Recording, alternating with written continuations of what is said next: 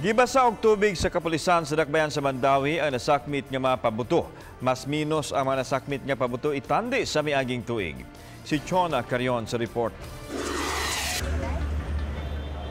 Mga pabuto kini nga nasakmit sa kapulisan nga namaligya kilid sa merkado ni atong nagsingabot ang bag-ong tuig.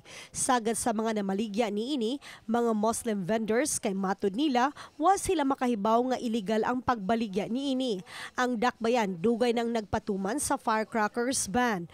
Mga sakop sa Station 1, 3 o 4 mao'y nakasakmit niining nagkalain-laing mga pabuto. Mismo si Senior Superintendent Julian Intoma, officer in charge sa Mandawi City Police Office, ang nangunay sa pagbasa sa maong pabuto.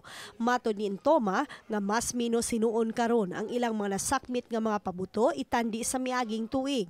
Mas maayo gyud unta nga way mamaligya kay gawas nga illegal kini makaangol pagyod.